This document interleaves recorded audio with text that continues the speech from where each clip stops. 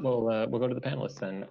So I guess the first question that we wanted to do was more of a general question, kind of just talking about your organization's experience with the COVID-19 pandemic and how you've adapted and responded to the challenges it has brought on. So I'll start with whoever wants to go first from the three. I'd be happy to go first, Jared. Hi, everybody, and hope everybody's doing well and your families are doing well. I know it's difficult times these days. And I will actually take 2 seconds to let you know that it's Rail Safety Week this week, and you've got lots of rail folks on the panel today. So I think one of the things I would just share with everybody before we get into the pandemic, which is also a bit of a safety topic, is the importance of staying safe around rail at crossings. You know, trains can actually, because of their size, can actually appear that they're much farther away and they're traveling a lot slower than they really are, but don't be fooled, they are actually going on average 88 kilometers an hour. And a train that goes at 88 kilometers an hour takes about 2 kilometers to stop. So it's just a safety tip that we share with everybody. Trains cannot stop quickly, and they need to, you know, they need to have space to do so. So please stay clear of crossings and abide by the crossing rules. And then, if you would allow me, Jared, I'll just talk a little bit about CN's experience with the pandemic. Obviously, we were hit like everybody, but we are an essential service, so it may have hit us a bit differently than some that are on the phone. We have 25,000 employees, of which close to 20,000 of them continue to work in the field, and about 5,000 were asked to work from their homes.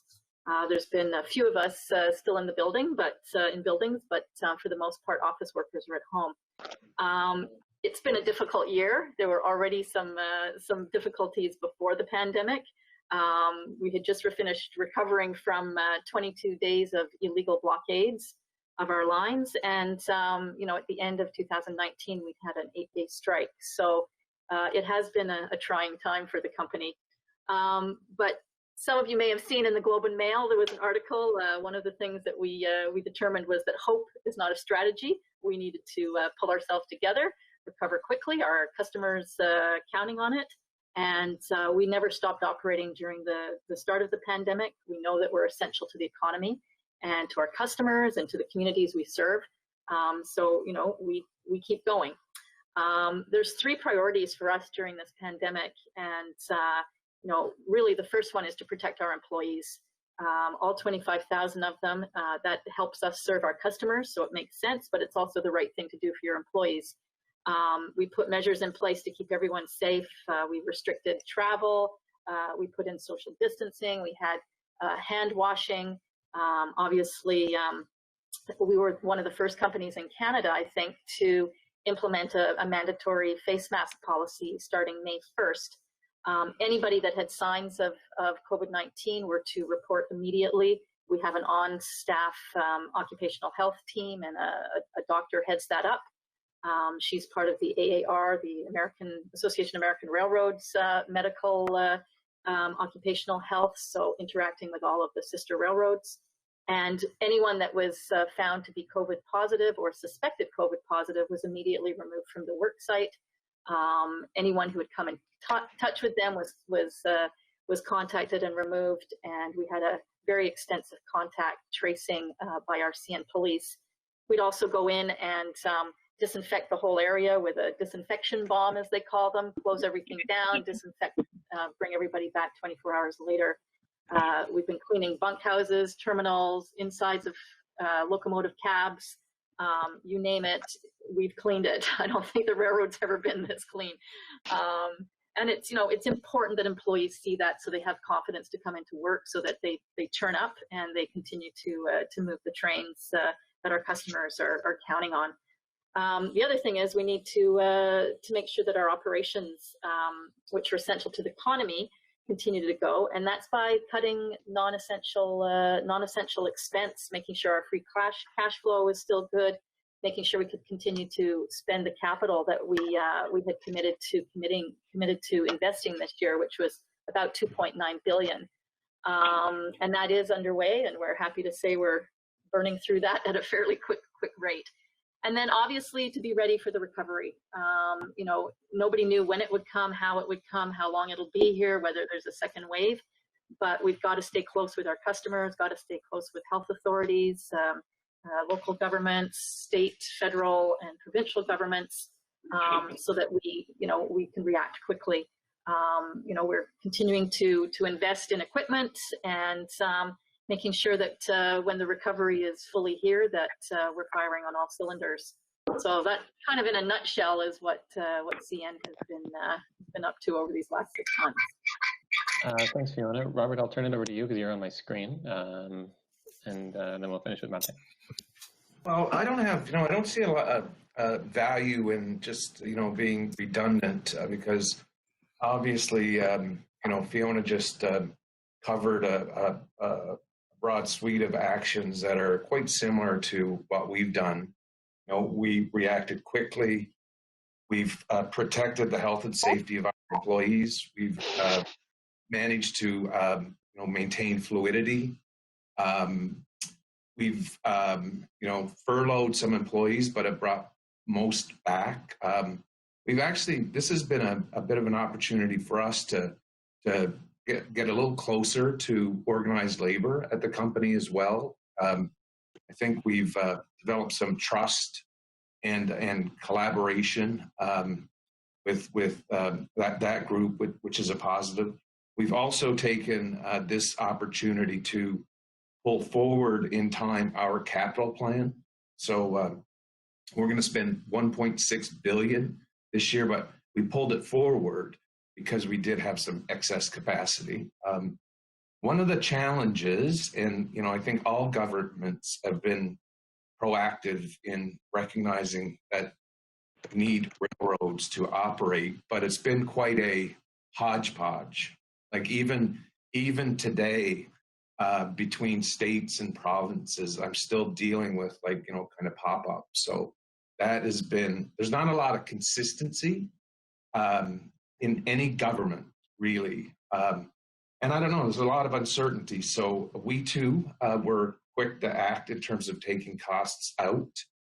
We have seen a rebound in traffic, but I think it's we're just dealing with considerable uncertainty right now in terms of a potential for a second wave.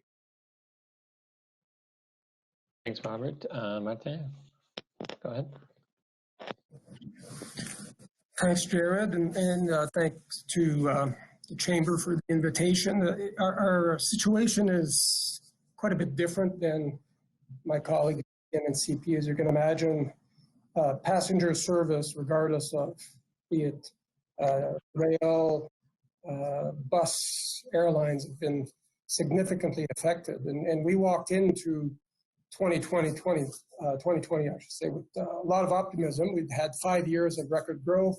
We had a great year in 2019, actually had a fabulous January, and ahead of plan. And we were all hopeful that this was a trend that would continue. And then, as Fiona pointed out, in February, we had to deal with the blockades, which in our case had us cease all operations, which is one of the first times this has happened in our history. And just as we were rebuilding, we were hit with COVID-19. And just to give a sense of perspective, at the worst time, we were down well above 95% of our ridership was staying away. So that's not unusual in the passenger transportation space. So I tend to like to portray this a bit like, I hate sports analogy, but like a hockey game. The first period, we were really in crisis management mode. It was protecting the health and well-being of our employees and our passengers. And in our case, as we deliver our service, there's direct contact between obviously our employees and passengers. So there were a lot of care and attention. And as we pull back and reduce frequencies, we really went down to a minimal service offering that was really repatriating people to go back to where they would be confined. Because the challenge we all had to face is people were told not to travel, and they had very few options to sometimes go back to where they needed to be. So we kept a minimal operation going. The bigger challenge, obviously, is our long distance trains. We have our feature Canadian that leaves Toronto and takes 4 days to stake its way to Vancouver, has all the attributes of a cruise ship. And for those of you who remember March, April, we saw cruise ships that were stranded off the coast of the US with real vectors of transmission. So we're still fussing with how to safely run those services. And we haven't restarted those services based on the unique challenges of putting protocols in place to keep employees and passengers safe. Although we have brought back some of our services in the corridor market. And so we went from crisis and crisis management to more of a COVID managed period, which is kind of where we are now. We don't have a crystal ball as it relates to post-COVID, and anybody knows anybody that has one of these, I'd say be leery, because a lot of futurists making a lot of money with a lot of predictions. But this thing is very fluid, and that's one of the lessons we've learned, is you'll hear resiliency, but also the need to be agile. For those of us in central Canada, the counts are significant these days. We don't know if it's the second wave, the beginning of the second wave, but the reality is we're a long way from being out of this situation. So we're really trying to deal with this pandemic as it unfolds. We unfortunately had to lay off over 1,000 of our employees out of 3,000, so that's a very significant number of our colleagues that unfortunately are at home. Obviously, most of our employees that can work typically from office space or working from home, so that's not dissimilar. But the challenge on the passenger side is obviously how fast will that recovery and how we deal with it. So we've been dealing with a lot of those issues in collaboration with our sister rail operators around the world. A lot of good sharing at the industry level, and I think that's been very helpful as we put all of the protocols in place, the passenger screening. We actually have an employee aboard each train that disinfects the train as it moves, just to reassure passengers of the safety precautions that we've taken. So I wish I could tell you when the third period will begin. And I know there are some of the discussions around the future of rail. We believe it's as bright as it's ever been, probably brighter than it was even in the 19th century.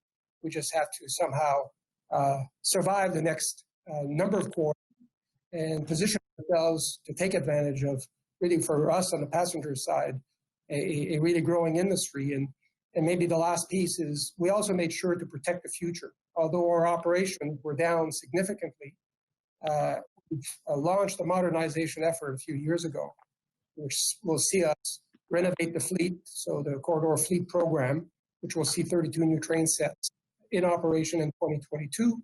That was critical for us to keep that program on track, because we need those trains as per the deadlines that we set out. We had what we call our Heritage Program renovation, which looks at modernizing some of the cars that we run that were actually manufactured in the 50s. And the third one was obviously the work that we're doing with our colleagues at the Canadian Infrastructure Bank around the high-frequency rail program, which was also critical for us for the future. So we had to balance obviously the operational impact on our current business, while at the same time making sure that our key strategic initiatives continue to move forward. Thanks, Martin. I mean, I do like a good hockey analogy, so I appreciate that. You're in good company there. We've been talking now, I guess, a lot about pre-pandemic. There were the blockades and there have been strikes.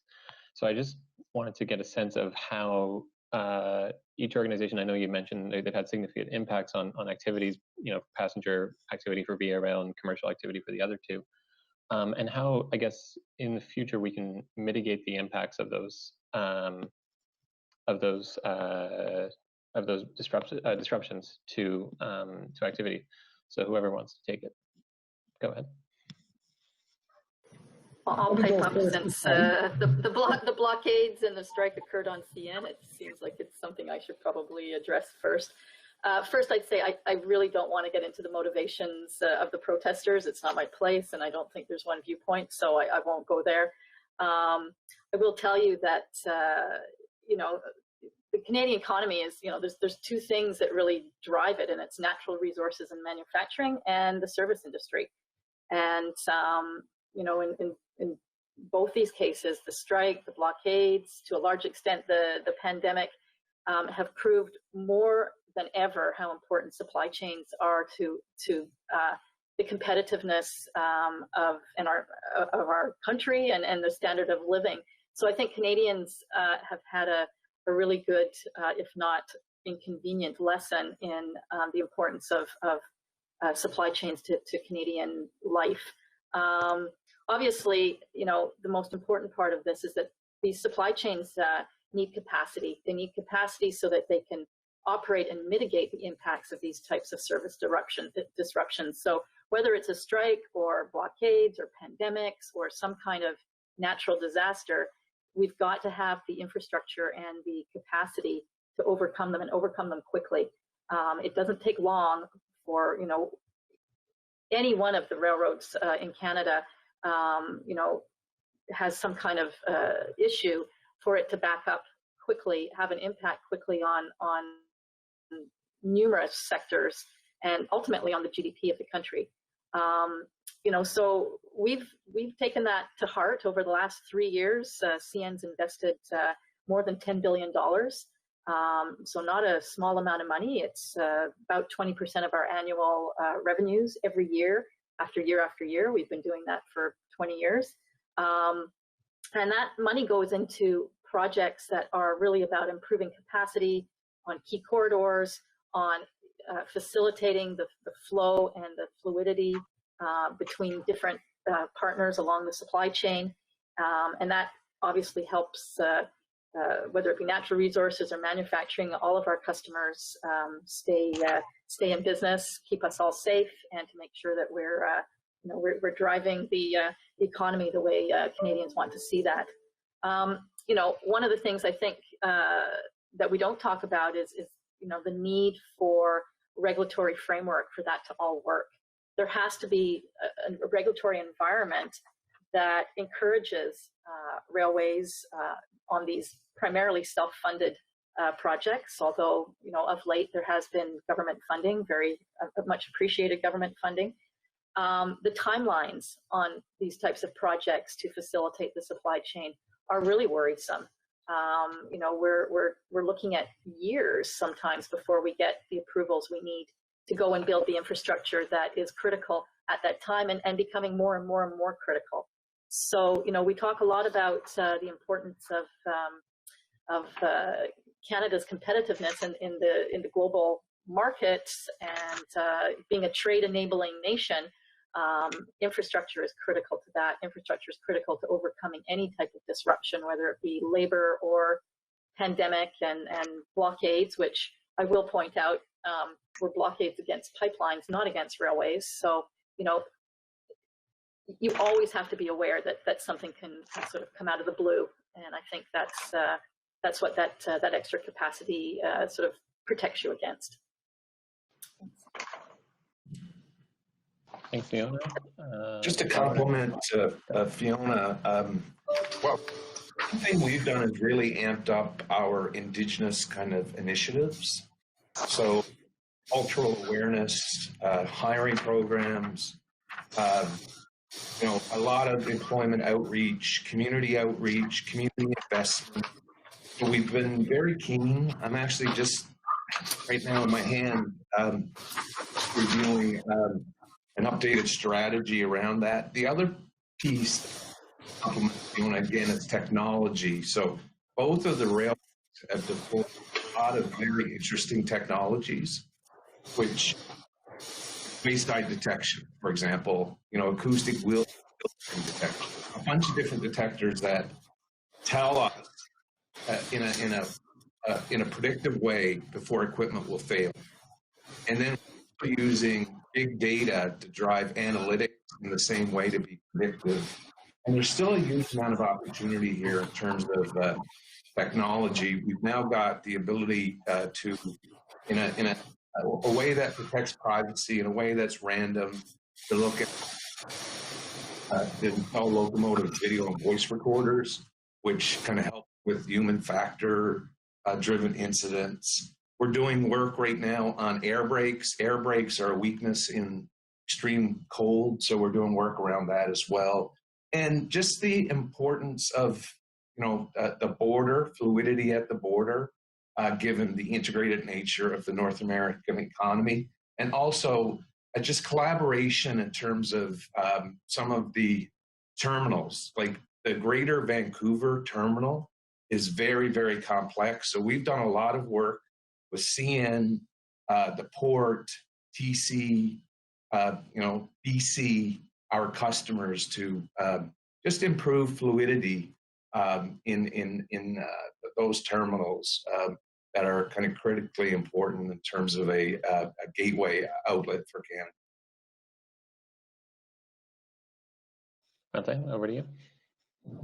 Yeah, shifting gears again, I might do that a couple of times because our environment's different, but I think that the one lesson we can all take away is just how fragile the environment is.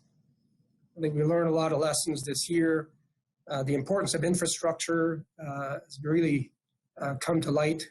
And although we're primarily an operator, we depend on the infrastructure being available in order for us to do what we do for a living, which is really focus on bringing people from A to B. We just happen to do it on the rail, and enabling the ecosystem for us. So we've had great support from our shareholder, Transport Canada, on working on, as I mentioned, some of the modernization efforts, because I think the temporary nature of what we're going through, however long that temporary phase is, will still lead to, I think, a greater use of rail by passengers. A lot of initiatives across the country in municipalities, be it Toronto with their expansion programs, New Light Rail in Ottawa, the one that's about to be being built in Montreal. So there are a lot of activities, and we see our role in enabling that ecosystem to work by tying in the longer distances, and we see that relevance is no less today than it was prior to the pandemic. So we think that the future remains to be extremely positive. We're just debating on exactly when it's going to happen. Lessons learned, though, on technology, different from the infrastructure piece. So we do a lot of work around our customer base. We're primarily a B2C business. So we've done a lot of work, a lot of research work with our customers. We run monthly surveys to really get the pulse of the concerns of our customers, their readiness to travel, and what they're expecting in order to, as again, Jared, a hockey analogy, to be where the puck is or where the puck will be. And so we're using a lot of that data to set the pins in place for a speedy recovery as possible at the back end of this. It's really great. Thank you all. So we're talking, and I guess this might be more of a question for CN&CP more than Via Rail, but we're talking a lot about trade corridors and trade enabling infrastructure. And I guess I just want to get a sense then of how your organization has used the National Trade Corridors Fund, and if we really want to get into the business of suggestions to government, how it could be improved, or how it could be used more efficiently in the future. So maybe we'll go to you, Fiona, first. Sure. Am I unmuted? Yes, you're good. Well, obviously, we're grateful for any any funding. That's always a good thing. It doesn't come to the railway; it comes to the country from the government of Canada, and the ports are part of the government's network.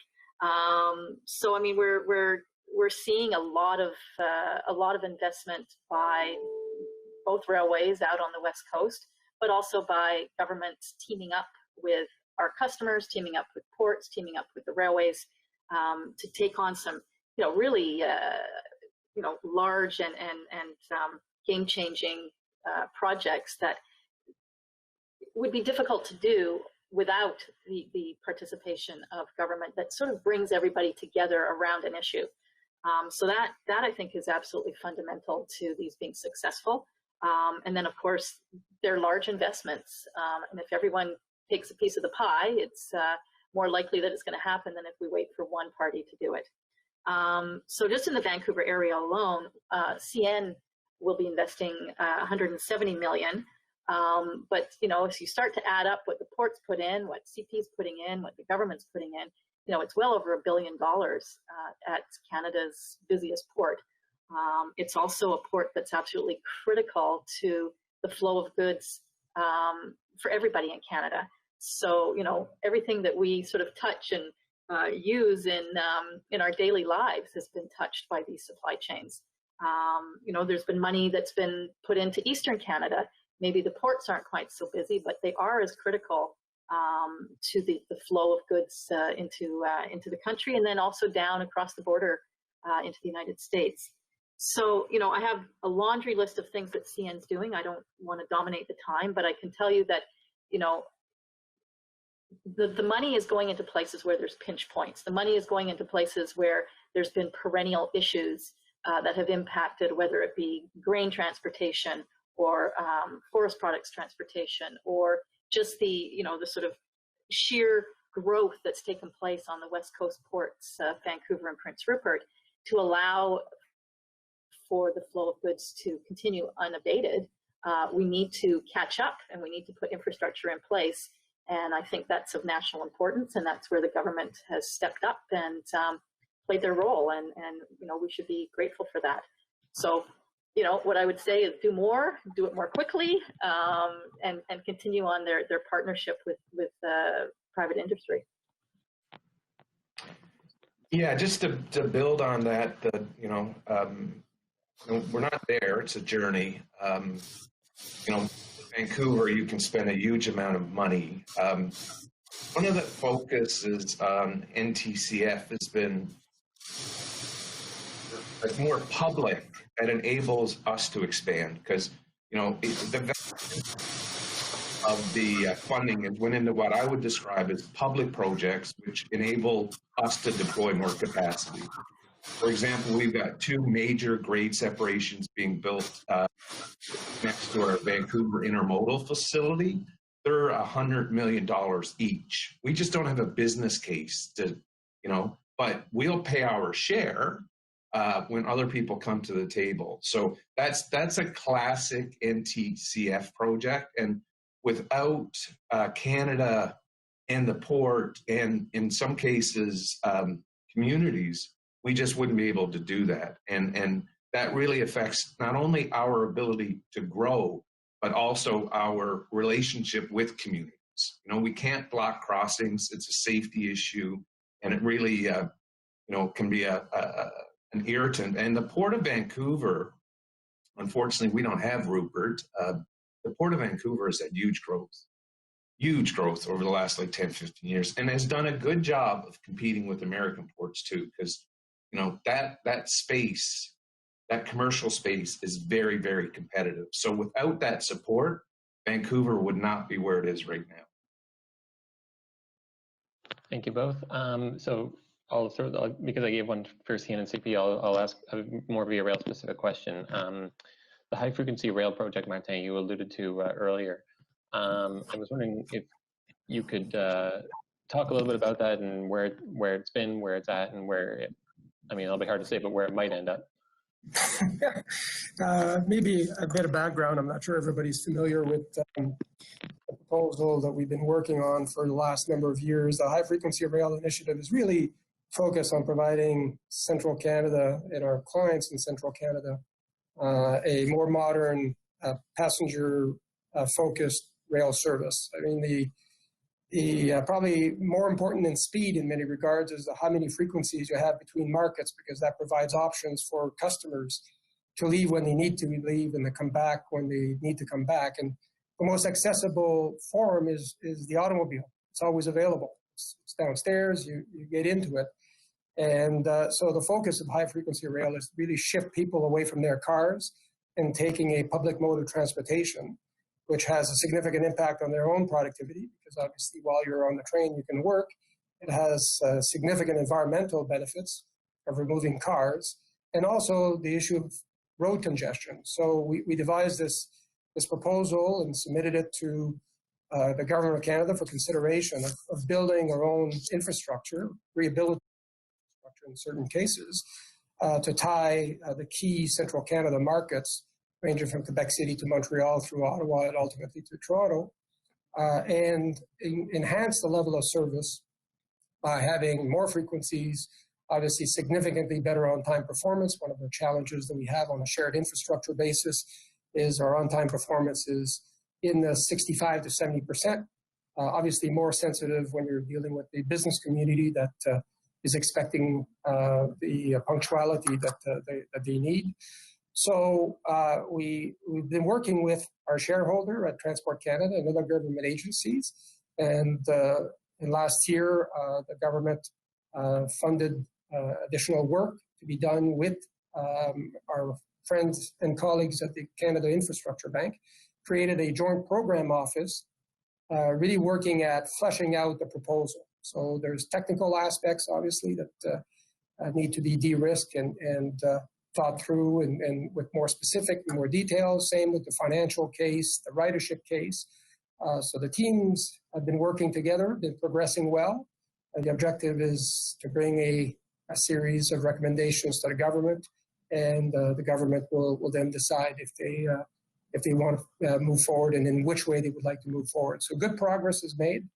We're very hopeful because we think it hits all of the key points that Canada is considering as it comes out, hopefully, of pandemic mode, which is infrastructure, obviously, enhancing mobility, connecting communities, great environmental benefits. So we're very hopeful that it'll move forward to an implementation phase, and that will start changing the nature of mobility in central Canada for many of our clients.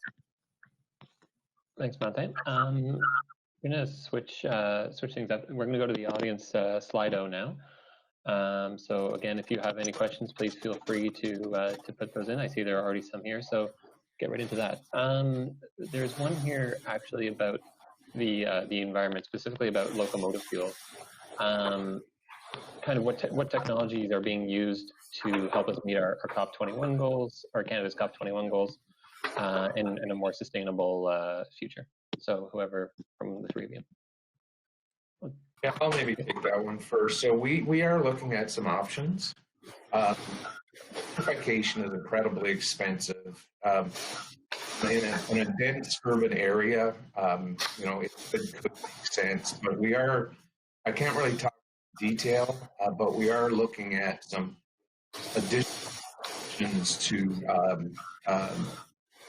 which would be innovative, new, exciting. We do have, we have over 1,000 locomotives on CP operating today.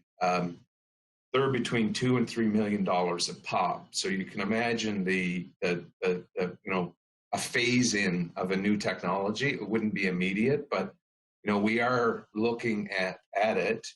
And ESG is governance, sustainability, and the environment is something that not only our customers but our investors, obviously our regulators, are very interested in. So I don't think you can just stand still in this space in 2020. Cian, Fiona, anything? Yeah. Yeah, listen, rail is definitely part of the climate solution, the climate change solution. CN's committed to playing a key role in the transition to that lower carbon economy. And I don't think people realize even today that moving freight by rail instead of truck actually reduces greenhouse gas emissions by about 75%. So there's already a massive benefit to choosing rail over highway for long distances, and many of our customers do, obviously. And there's that whole in keeping with the global temperature, keeping the global temperature below that 2 degrees Celsius that everybody's committed to. CN set a science-based target to reduce our greenhouse gases. So really like the tons of carbon dioxide emitted per our our million ton per kilometer. Our target is 29% by 2030, and that's compared to 2015 levels. we're the first North American railroad to do that, to actually come out and put a target out there. And, you know, we're in the transportation sector. We burn fuel to make money, to put it bluntly. So these are very real targets with, you know, real hard actions that are going to have to follow. Today, we're the leader in fuel efficiency. We consume about 15% less fuel per gross ton mile than the others. And, you know, we're looking for a lot of innovations in locomotive fuel efficiency. You know, locomotive manufacturers have a role to play here. We have a role in pushing them and setting targets and making sure that they know that our next generation locomotives have to be very different than our previous generation locomotives. We can use technology, in-cab technology that didn't exist before, needs to be brought to bear on this industry. Obviously, data analytics, and you know, Robert spoke about that, the use of data to understand where we burn our fuel the most, how we can change some of our locomotive handling and train handling activities to burn less fuel. And then, you know, there may be a place for cleaner fuels.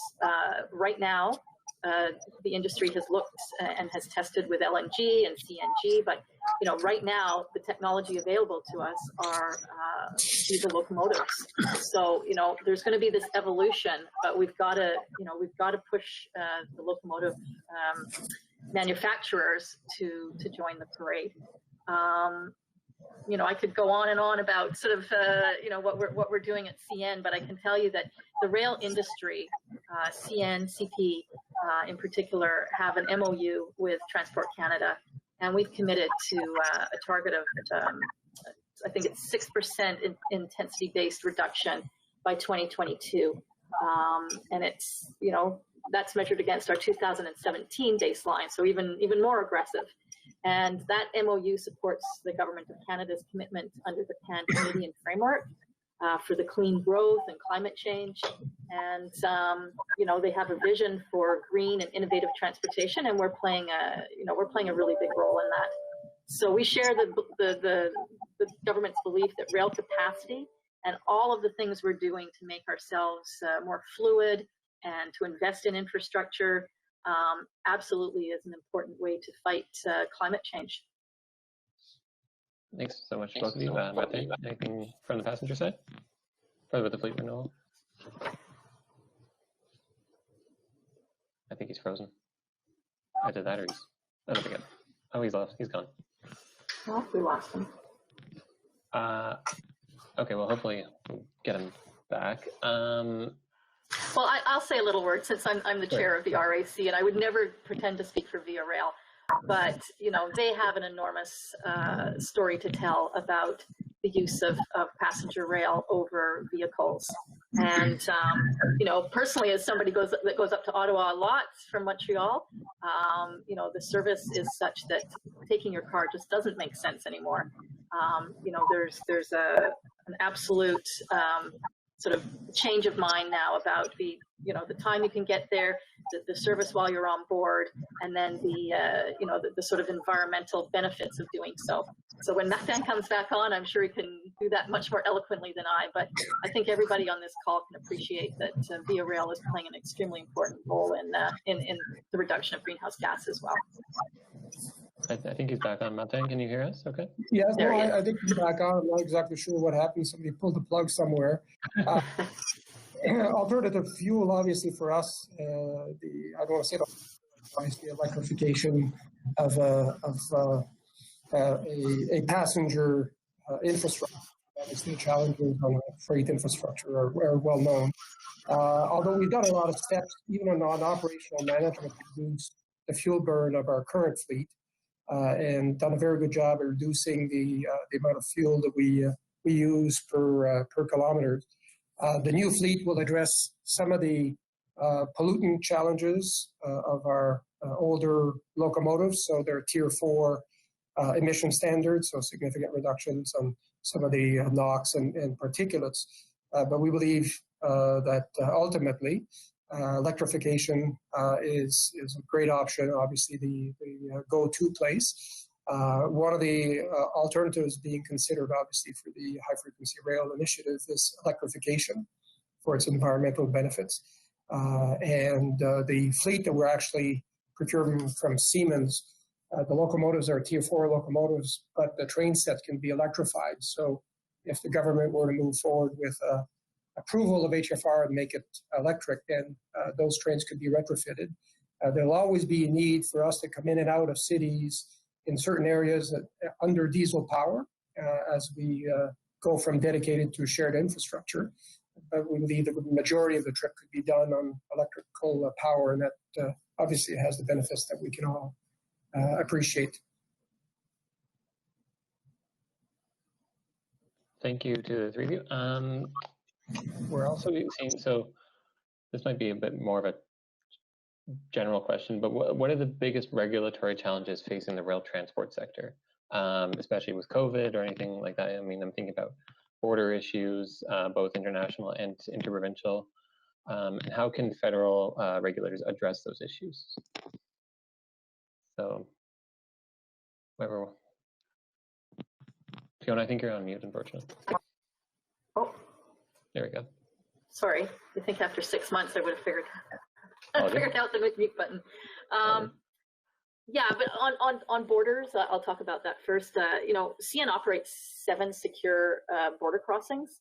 About 35% of our traffic is trans-border, moves north and south. We're a net originating railroad, so you know most of that's happening in Canada and moving down into the States. So efficient and safe border operations are extremely important to our operation. You know, we've always played a key role as a North American railway. Many people think of CN as just being Canadian based. We actually have a very large part of our network that moves down through Chicago to the Gulf of Mexico. So, you know, we're really spanning the continent, and borders are critical to us. You know, of those 7 crossings, they're all protected by what we call VACIS. I'm not sure I'm going to get it right, but it's something like Vehicle Cargo Inspection System or something like that. It's actually worked very well with the U.S. Customs and Border Protection, and it straddles the track at the border, and a train goes through it, and using gamma rays, the authorities can see what's inside the rail car. So, you know, that was developed really to keep them comfortable and confident that they knew what was coming across the international border at any time. Obviously, they can pull a car aside if they want to take a look at it, but normally they prefer to get advance notification and then the VACIS images. You know, keeping that border open during this pandemic has been, I won't say difficult, but it's been critical, and it's not something we take for granted. We have an exemption because we're an essential service provider, and that's a privilege. So, you know, we're not going to abuse that privilege. We will use it for essential service. We'll use it for keeping our goods, the country's goods flowing, making sure Canadians have what they need. But at the same time, we're not going to be, you know, crossing the border for non-essential purposes. That would be irresponsible. So we're doing everything we can, obviously, to remain within the restrictions that are in place for those that aren't allowed to cross the border.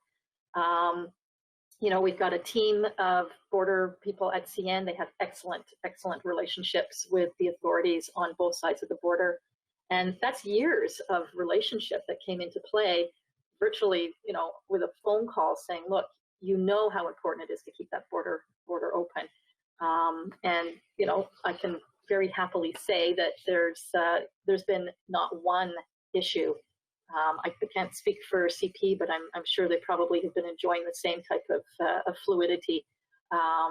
There's been a great amount of cooperation and you know, sort of professionalism at the border that has made sure that it remains fluid and that we've continued to be able to do business.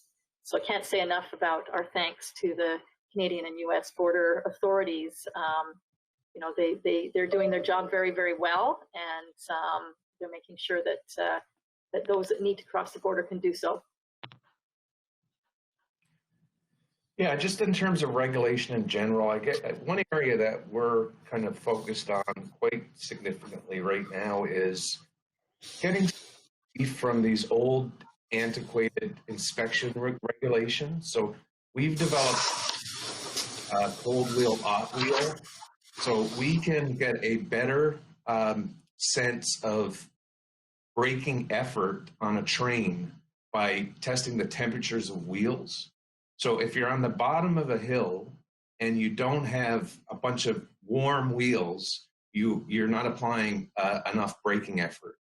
The same thing if you're on no grade and you've got a hot wheel, you know that you've got a brake that's sticking. You can feed that all into predictive analytics and you can do a much better job.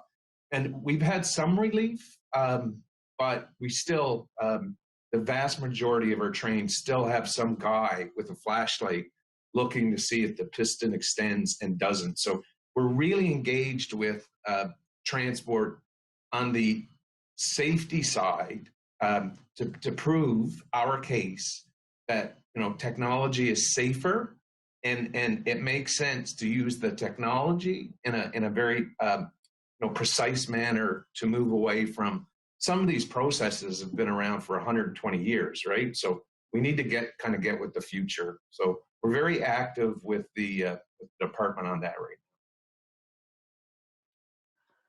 now. Nothing, anything to add from the interprovincial side or national side? I think he's frozen again. Well, we cross provincial boundaries, Jared. Does that count for borders, or? Yeah, I know, because I'm curious. So, especially from VRL side, I know you mentioned the Canadian, and yeah, it's not up yet, but up and running yet. But the from Nova Scotia to BC, you have you have various self-isolation requirements with COVID and everything. That's kind of where I'm thinking of. Yeah, and because I was just going to back into that, one of the challenges we do have is the regulations are very provincial and sometimes regional focused. And so, I may be able to serve 10 customers in one province, but then no more than X on the other. And so the complexity of crossing those borders, and we understand why. So obviously the pandemic is creating a situation where the border crossings for us are really driven by a public health issue and not a regulatory environment. Although we do service trains coming in from the U.S., we service the Amtrak Cascade service in Vancouver, Maple Leaf service out of Toronto, and here the Adirondack in Montreal. And all of these are obviously not operating for obvious reasons. Although we have been working with Amtrak to do border checks here at the station in Montreal, for example, which would make the travel into New York far simpler for the passenger than the current process, which is essentially the train has to stop at the border, and then you do the passport validation, which can take quite a bit of time. But, outside of that, most of the boundaries we cross are friendly Canadian boundaries. So just looking at the time, it's about 5 minutes to 2 Eastern. We probably have time for maybe 1 or 2 more questions. So there's been a question about servicing rural areas, which many feel are underserved, or whether from a commercial or freight or a passenger side. So how your organization can best serve those or continue to serve those areas or improve in any way. Well, let me chip in first, because it's one of the things that I think people don't realize, that we service about over 400 communities in Canada. So sometimes you get questions as why do we run a train to Churchill, Manitoba? It is really to provide underserved communities. And you can just imagine when the ice roads melt away in the springtime, sometimes the only needs of transportation between those communities. So clearly the mandate that we have is different depending on which region of the country we serve. But in many countries, many parts of the country, the regional setting, it is that essential link between centers that we provide. And it is one that we take at heart. As a matter of fact, on service reduction mode, which we're still very much in, we've protected the Churchill service with exactly the same frequency, simply because of that lifeline. And it is the one area that, with our shareholder, we're hypersensitive to making sure that we can provide uninterrupted service. And unfortunately for Churchill, we had to suspend service because of infrastructure challenges. And the town came out once the train was reestablished, because for them, it's not only a passenger service to go from A to B, but it's to make medical appointments, it's for grocery shopping. It is really a lifeline level of service. So we're quite proud about the role that Via Rail employees play, because there are sometimes very difficult environments and conditions. But it's something that we take at heart. And obviously, any chances that we have to supplement service based on direction from our shareholder, we're happy to do so.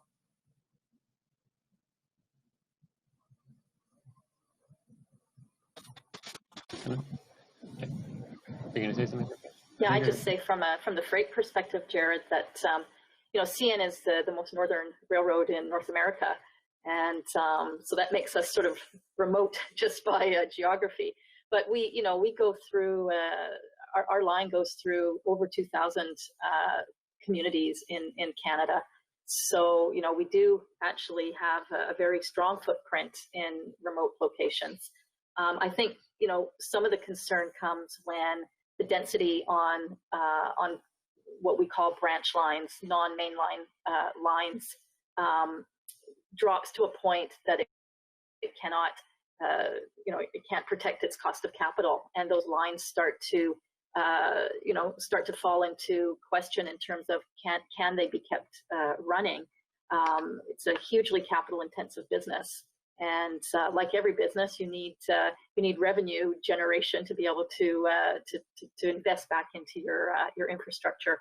So in Canada, there's quite a protective process around any type of discontinuance. It's well documented. It's a very sort of hierarchical. It starts out with trying to offer it to another rail operator, which is always the best outcome. The provincial governments can step in, municipal governments can step in. There's opportunities for private industries to have joint ventures. We've got, I won't know the number, it's not many, but we've got some real success stories where First Nations groups have taken over rail lines and run them very successfully, where farmers have acquired pieces of rail and run them as sort of grain operations for a cooperative of farmers. So there's there are different ways of overcoming some of those challenges that make it difficult for Class 1 railroads to continue to operate pieces of track, but others can step in and do sometimes a better job, more nimble and a less costly job, and be much more sort of focused on those right in that community than the big Class 1s would be. So there's actually a huge network of optionalities. There's a very vibrant shortline industry in Canada. Shortline operators move. I think we were hearing yesterday, I might not get the stat right, but I think it's something like 40% of the carloads in Canada have been touched by a short line.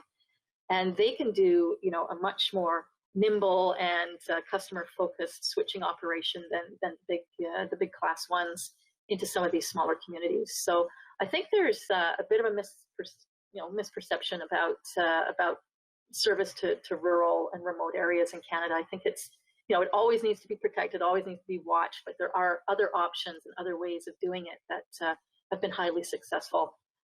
This idea that rails get kind of indiscriminately pulled out or turned into bike paths it's a little, I'm not saying it never happens, but it is really, the exception to the rule. Robert, anything you'd like to add to that?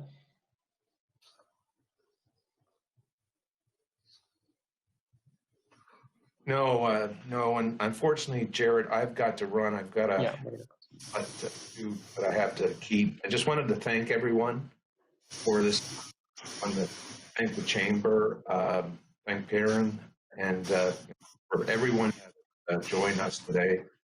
Just too, fingers crossed. So take care. Be safe. You too.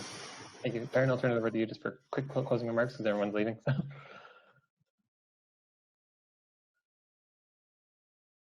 Jared, first of all, my apologies for dropping off earlier. I was so enthusiastic about unmuting my microphone that I hit the end button as opposed to the mic button. That's why when I was Defense Minister, Fiona, they didn't allow me to touch any of the equipment. I have had a chance to listen to the webinar, though, and it's been outstanding. And I want to express thanks to you, Fiona, to Robert, and to Martin for your contributions right from even before Confederation. The railways have played an essential role in the development of Canada. And along your 46,000 kilometers of track in Canada, you perform such an essential service to Canadians in moving freight and in moving people.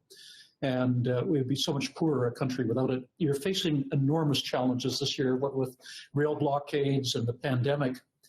But what you've demonstrated over the course of the life of the railways is the incredible level of innovation within the sector. And you're demonstrating it in spades at the present time. We're grateful to each of your companies for the contributions you make. So thank you to each of you for participating in the seminar. Thank you for your companies for all that you do for Canadians. And thank you to each of the participants who've been in the audience today for joining us for what's been a terrific discussion. Thank you all. And yeah, I'll echo that, and be safe and take care, and I hope we'll talk soon. Thank you. Stay well. Bye. Goodbye.